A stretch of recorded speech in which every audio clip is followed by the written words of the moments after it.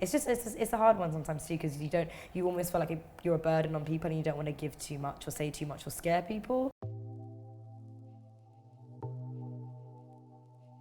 Hello. Hi, how are you? Yeah, good. How are you doing? I'm good, yeah, I'm looking forward to this. Would you mind telling me a bit about your mental health journey so far? Yeah, so I would say it's been very up and down, round, circles, squares, like it's just been zigzags. I've had moments of like severe depression that often I've dealt with on my own. I've opened up to friends like sometimes, but a lot of my kind of darker moments have kind of been very personal and very internal, so it's definitely like an ongoing journey. Do you think you put out a different image to the world to how you feel on the inside? I think sometimes yes, sometimes I just do add like more emojis than I'm actually feeling. I remember like a few years ago when I was feeling a lot more insecure in my work and in what I was doing, and I was spending a lot of time comparing myself and getting a lot of imposter syndrome and stuff like that.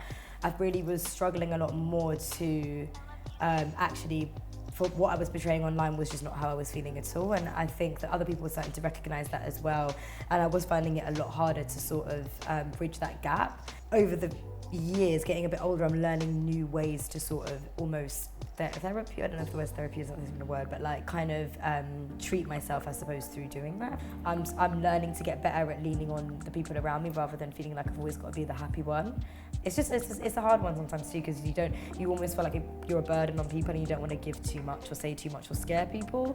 Within a lot of ethnic minorities, a lot of like cultures, we often come from families who don't talk about mental health, don't access mental health services, and just don't engage in any sort of I guess therapy, or there's just a lot of taboo around it, a lot of just misinformation and stuff, misunderstanding. So for me it's like I needed to make the most of the resources that I have access to and start hopefully something that's going to be more positive. What would you say to someone struggling with their mental health right now? I would say like definitely I think a lot of people's mental health now is triggered by being on their phone too much, being online too much. So yeah, I would say trying to implement some more boundaries with like devices has really helped me.